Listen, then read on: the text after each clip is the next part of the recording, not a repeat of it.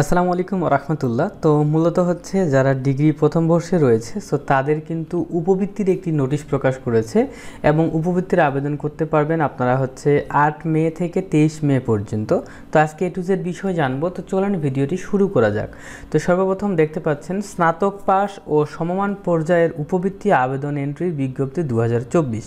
এত দ্বারা সংশ্লিষ্ট সকলের অবগতির জন্য জানানো যাচ্ছে যে প্রধানমন্ত্রী শিক্ষা সহায়তা ট্রাস্ট কর্তৃক স্নাতক পাস ও সমমান পর্যায়ের 21-22 শিক্ষাবর্ষের অর্থাৎ ডিগ্রি প্রথম বর্ষ শিক্ষাবর্ষে ঢাকা বিশ্ববিদ্যালয় এবং জাতীয় বিশ্ববিদ্যালয় এবং ইসলামী আরবি বিশ্ববিদ্যালয়ের অধীন বিভিন্ন শিক্ষা প্রতিষ্ঠানে অধ্যয়নরত বা ভর্তিকৃত আর্থিকভাবে অসচ্ছল পরিবারের শিক্ষার্থীদের উপবৃত্তি, টিউশন ফি ও অন্যান্য সুবিধাদি প্রদানের লক্ষ্যে নিম্ন বর্ণিত সময়সূচি ও নির্দেশনা অনুসারে শিক্ষার্থী ও শিক্ষা প্রতিষ্ঠানের মাধ্যমে estipend.pmet.gov.bd সফটওয়্যারের নিম্নে উল্লেখিত তারিখ ও সময়ের মধ্যে আবেদন আহ্বান করা যাচ্ছে। তো দেখেন, এই যে উপবৃত্তি কার্যক্রমটা, এই কার্যক্রমটা কিন্তু গণপ্রজাতন্ত্রী বাংলাদেশ সরকার কর্তৃক প্রধানমন্ত্রী শিক্ষা সহায়তা ট্রাস্ট থেকে কিন্তু আসে, ঠিক আছে।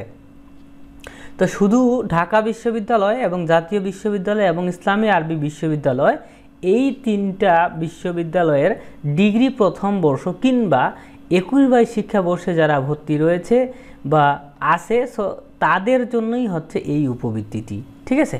সো দেখেন, 1 নাম্বার কি বলছে, স্নাতক পাস অর্থাৎ ডিগ্রি পাস ও সমমান পর্যায়ের 21-22 শিক্ষাবর্ষের ডিগ্রি প্রথম বর্ষ শিক্ষার্থীদের estipend.pmet.gov.bd এই সফটওয়্যারের মাধ্যমে বা এই অনলাইন ওয়েবসাইটটির মাধ্যমে অনলাইনে আবেদন করার তারিখ হচ্ছে 8 মে 2024 তারিখ সকাল 9টা থেকে 23 মে 2024 তারিখ রাত 12টা পর্যন্ত আপনারা কিন্তু অনলাইনে আবেদন করতে পারবেন, ঠিক আছে। তো পরবর্তীতে কিসে মানে কি লাগবে আবেদন করতে, কিভাবে কি হবে, এই বিষয়ে ভিডিও লাগলে অবশ্যই বলবেন। এবং দেখেন, সফটওয়্যারে এন্ট্রিকৃত শিক্ষার্থীদের আবেদনে সংশ্লিষ্ট শিক্ষা প্রতিষ্ঠান প্রদান কর্তৃক শিক্ষার্থীর উপস্থিতি ও বাছাই কমিটির রেজুলেশন সফটওয়্যারে আপলোড করে পিএমইট এর স্টাইপেন্ড ম্যানেজমেন্ট সিস্টেম ফরওয়ার্ড করার তারিখ 24 মে থেকে সকাল 9টা থেকে 30 মে রাত 12টা পর্যন্ত।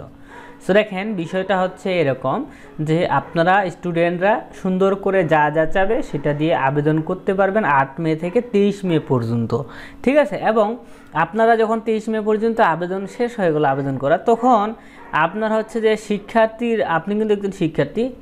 সো আপনার প্রতিষ্ঠান প্রধান যিনি রয়েছেন অর্থাৎ আপনার কলেজের যিনি প্রধান রয়েছেন, তো উনাকেও হচ্ছে পিএমইটির স্টিপেন্ড ম্যানেজমেন্ট সিস্টেমে ফরওয়ার্ড করতে হবে। হ্যাঁ, তাদের আইডি পাসওয়ার্ড আছে, তারা লগ ইন করে আপনার উপস্থিতি বা যাচাই বাছাই করে এটা হচ্ছে ফরওয়ার্ড করবে উপর লেভেলে, ঠিক আছে। এবং ফরওয়ার্ড করার পর তারা হচ্ছে নির্ধারণ করবে আপনি উপবৃত্তি পাবেন কি না, ঠিক আছে। তো দেখেন, বর্ণিত নির্ধারিত সময়ের পরে কোনো শিক্ষার্থীর আবেদন শিক্ষা প্রতিষ্ঠান থেকে পিএমইটির স্টিপেন্ড ম্যানেজমেন্ট সিস্টেমে ফরওয়ার্ড করা যাবে না, ঠিক আছে। এবং দেখেন, শিক্ষার্থীদের উপবৃত্তির আবেদন সংক্রান্ত বিস্তারিত তথ্যাদি প্রধানমন্ত্রী শিক্ষা সহায়তা ট্রাস্টের ওয়েবসাইট ও পিএমইটির স্টিপেন্ড ম্যানেজমেন্ট সিস্টেম সফটওয়্যারের নোটিশ বোর্ডে পাওয়া যাবে এবং হেল্পলাইন সংক্রান্ত মোবাইল নাম্বার দেওয়া রয়েছে। আপনারা চাইলে যে কোনো হেল্প নিতে পারবেন এই যোগাযোগ নাম্বারগুলো থেকে। এখন বাংলা কথা আমি বলি, আপনারা সুন্দর করে 8 তারিখ থেকে 8 মে থেকে 23 মে পর্যন্ত সুন্দর করে estipend.pmet.gov.bd এই ওয়েবসাইটে আবেদন করবেন। আবেদন করা শেষ, আপনি যদি নিয়মিত কলেজে ক্লাস করে থাকেন তাহলে হচ্ছে আপনি উপস্থিতি আপনার যাচাই বাছাই করে আপনাকে কিন্তু উপবৃত্তিটা দেয়া হবে, ঠিক আছে। এখন আপনি যদি কলেজে না যান তাহলে হচ্ছে কিছু লোকজন ধরতে পারেন কলেজে আপনার যারা উপর লেভেলে রয়েছে, তো সেটা আপনার ব্যাপার, ঠিক আছে।